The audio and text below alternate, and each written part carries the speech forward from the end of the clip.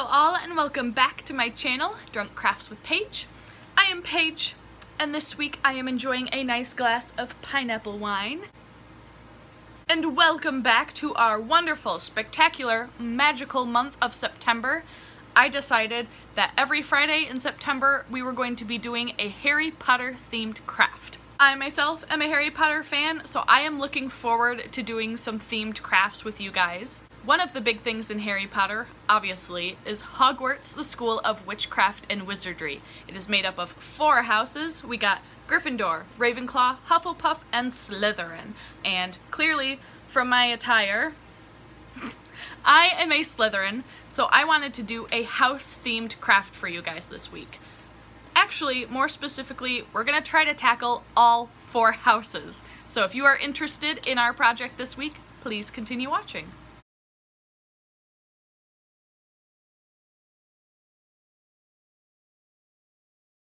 One school, 4 houses. I actually purchased 4 square canvases with the intent of doing 4 Dutch pours, 1 for each house. So in the end, we will end up having 4 different panels, all looking somewhat similar, but a little bit differently because of each house's colors, but they will come together to create one giant piece. Similar to the triptych that we have done in the past, this one is called a polyptych, which is 4 or more panels. So we are gonna jump into this massive project and start working on our 4 Dutch pours. I told you guys this was going to be a massive project. So the plan is to do 4 Dutch pours. I have 4 different square canvases. They are set up pretty much the same, but we have red for Gryffindor, yellow for Hufflepuff. I have green for Slytherin, and blue for Ravenclaw. So we have all 4 houses. I originally planned on doing all 4 pours at the same time. Turns out I can't get my camera high enough to have all 4 in the frame at once. So we are going to attempt to do 2 at a time. Once 2 of them are done, we're gonna move them somewhere else to dry and then work on the other 2. So our first 2 houses, obviously, we have Gryffindor and Hufflepuff. I have all of the colors for each house mixed up. For Gryffindor here, we've got crimson and gold. And for Hufflepuff here, I have yellow and black. That one I'm a little nervous about. I'm afraid they might end up coming out a little muddy, but those are our colors. So we're gonna give them a shot, hope for the best.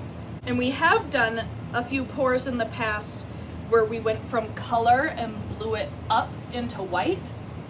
This time we are doing the opposite. We're going to take white and we're going to blow it up into our house color.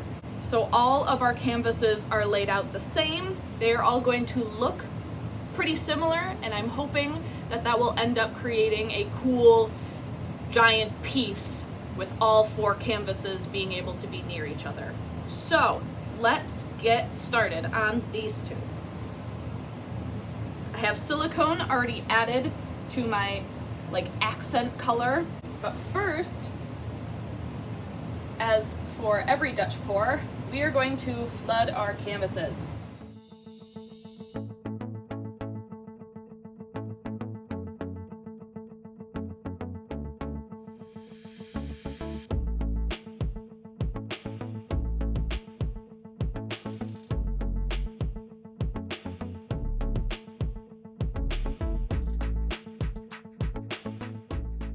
So our canvases are flooded, and we are going to add our accent colors.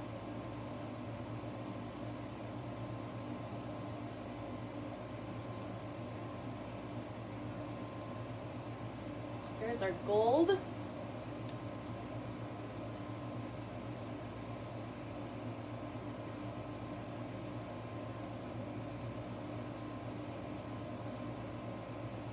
And there's our black. And now we are going to add additional color on both sides, and we're gonna blow this out. starting with our Gryffindor colors.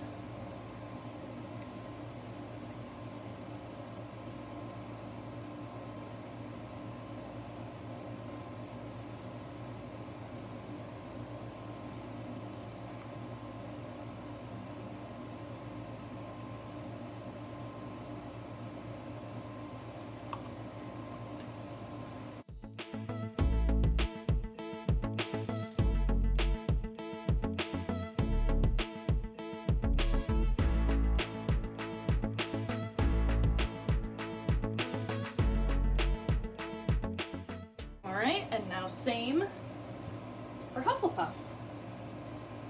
There's our yellow.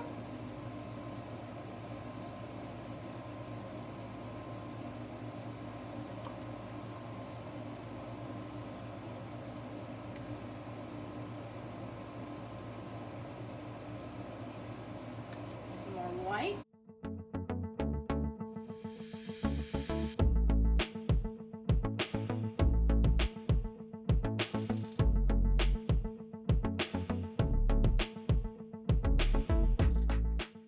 As with our other Dutch pours, I'm going to use my breath and blow our paint around.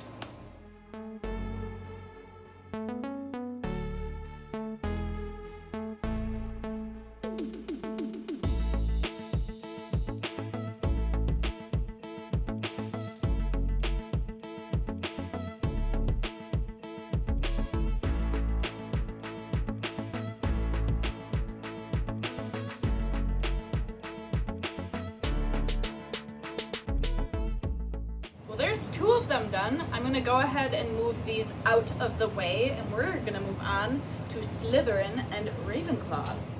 Ravenclaw and Slytherin. So I have my deep dark blue, accent color is a bronze, and Slytherin with our dark green, accent color being silver.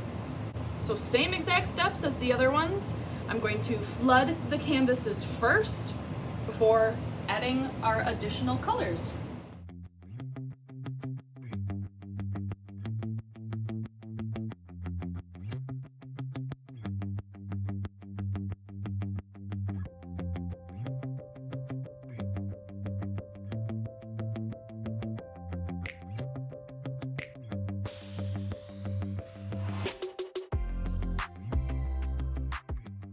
So as I said, Ravenclaw is like a bronze kind of deal.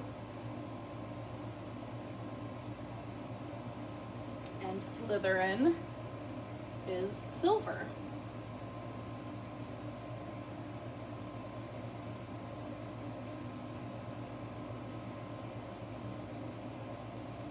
All right, starting with Ravenclaw. We're gonna start blowing them out.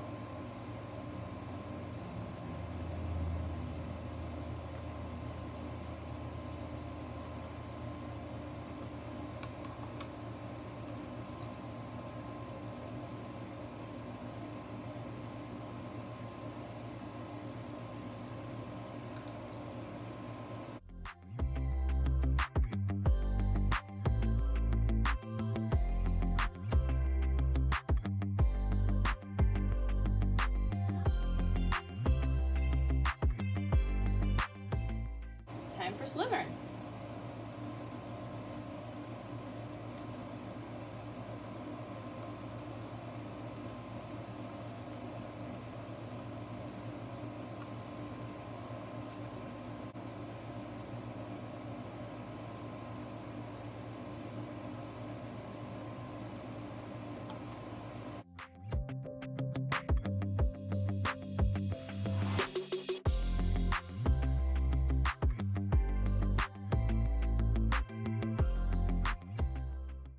My silver kind of got lost. Oh no! Let's see if I can change that with my breath.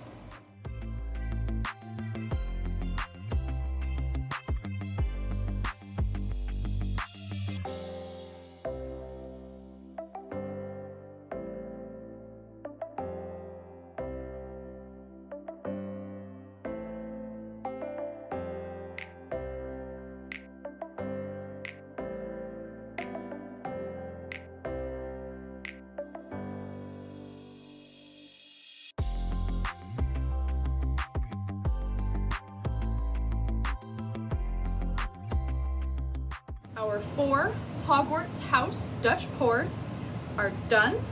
I am going to just let them dry. Once they are dry, we are going to put a gloss coat on top, and then we can take a nice up-close look at them, and I can show you guys how they are all supposed to fit together. It is humid as hell here in Michigan. My hair is going crazy. Our paintings are done, they are dry, they are glossed. Obviously, I can't show you guys all 4 of them at once, so we're gonna touch base on a couple of things. I have a few notes that I wanna talk about, and then you guys will get some nice up-close shots and the nice full picture of all 4 of them. First, I made a mistake, this is 100% on me, that I should have mixed up more of the house colors. Those were kind of a custom blend of shades that I came up with, but I should have created more of it because when you're doing a Dutch pour, you want to have plenty of paint to be able to flood your canvas. If you don't have enough, the paint can kind of be wobbly and uneven, which will cause it to dry uneven, and it may not look like it when you're doing the painting, but once it's dry, it'll look a little wonky, which is definitely what happened to some of mine. I should have mixed up more. You may have been able to tell as I was doing these paintings, but some of them did indeed dry a little wavy. My fault. Secondly, I thought it would be fun to use a different kind of coat, top coat, on top of these paintings. Typically, I use a gloss varnish. This time, I decided to use an iridescent varnish. I thought it would be cool. You know, we're doing magical themed things this month. I thought the iridescent varnish would give it a really cool kind of glow, cool effect. Technically, it worked. All of these have an iridescent shine to them, but for some reason, you can see the brush strokes in the top coat. I followed the instructions. I used a soft bristled brush as it suggests, but you can still see the lines that go across my painting of where I brushed on this top coat. So some of these paintings look a little strange. On the light colored ones, like for example, the Gryffindor one, can't you see? It kind of like looks purpley from some angles. The Gryffindor one looks okay. It doesn't look as bad on top of the red. However, even on this Hufflepuff one, which you can see the iridescent shine against the black in the really, really dark colors, even if I hold it back, this line is a brush stroke. These lines are brush strokes. Here's our Slytherin one, and this one kind of looks like the white bled upwards. It didn't. That's the iridescent coat. Either way, these paintings turned out mostly the way that I envisioned them. We have 4 different paintings, 4 house colors, all with the white at the bottom, so we can kind of join them together and they will all become one harmonious piece. So here is some up-close shots of these paintings out in the natural light.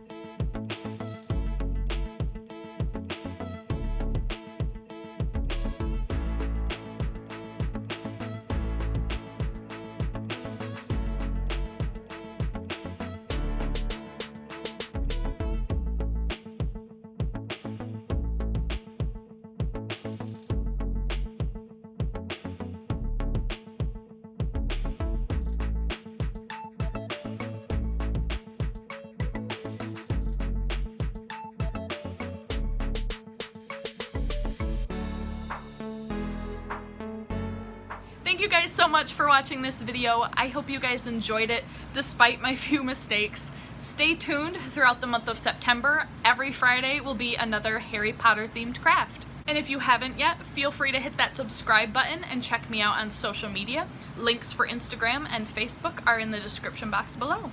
I'll see you guys all for the next video. Cheers!